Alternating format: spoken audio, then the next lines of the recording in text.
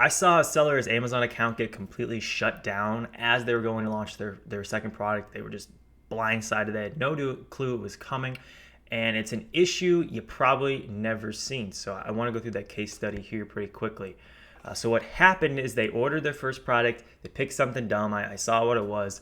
And so it just didn't sell. And so then we started working together and picked out a second product for them that actually was innovated, and they went to launch it. Well, the problem is their inventory for their first product wasn't doing anything. They just had left it in Amazon. And you're probably thinking, oh man, they were getting hit with all these storage fees. No, the bigger issue was that their inventory performance index metric that Amazon assigns to every seller took a massive hit. See, this is a number on a sliding scale from 0 to 1,000 that shows you how well you're doing essentially at one thing: keeping your inventory in stock at a reasonable level. The biggest way to take a huge hit to this metric is to have too much inventory in your Amazon compared to how much you're actually selling. They say 2 to 3 months of inventory in an Amazon warehouse is plenty. You shouldn't have 6 months, a year in there for sure. And because this product wasn't selling, they had vastly more than this. So their IPI was incredibly low, something below 320, I believe. And if you get below 400, Amazon's actually going to limit your storage inside their warehouses for the next quarter, an entire quarter.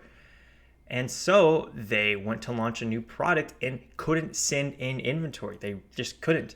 You are allowed to restock certain inventory for products that are selling. So if Amazon, even if you get hit with this restriction, if Amazon says, hey, your product is selling this many units, you can send in just enough to meet the requirements for that, but not any extra. But the problem is this is a new product and there was no sales history. So they just couldn't put the product in. And the problem with this metric is it's a trailing metric. It doesn't just say, oh, look, this is what your sales were over the last 30 days. This is how many units you had. Here's your score. No, it actually takes snapshots 30 days ago, 60 days ago, and 90 days ago as to what your inventory levels were and your sales and the things that they look at. We'll go through them a little bit here in a second. And it averages those three. So because it's trailing, it's something that limits your storage for an entire quarter and also take trails for an entire quarter. So it could take a long time to fix this issue and get your score up to a reasonable level. Now, the student needed to do was get rid of all the inventory. I don't know why they left it in there for so long. They were paying storage fees on it. Remove the inventory and then wait, and just literally a waiting game, because there's no way to magically fix this number overnight. There's nobody you can call and have it go up. It's an algorithm. So when you click on this right here, if you're getting anywhere close to 400, you need to be worried. Okay, my score is routinely between 550 and 700 is probably the highest it's been. That's plenty high, plenty high.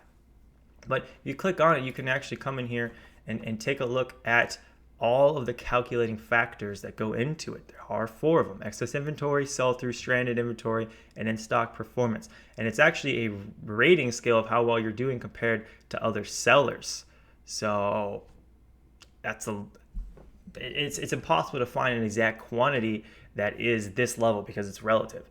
One side note, you can see in March, I paid $86 in storage fees. So storage fees, if you're worried about them, are an incredibly small percentage of your sales. This is so insignificant in the grand scheme of things.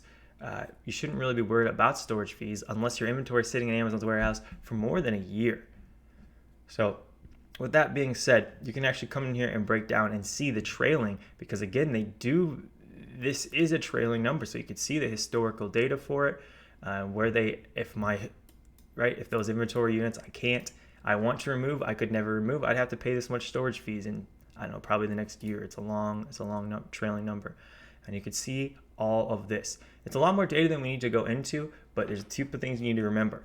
If you get below 400, you have weeks before you could lose all ability to send in new products. Okay, so you need to take action and come in here to this dashboard, figure out exactly which one of these 4 metrics is killing you, and then figure out how to resolve it.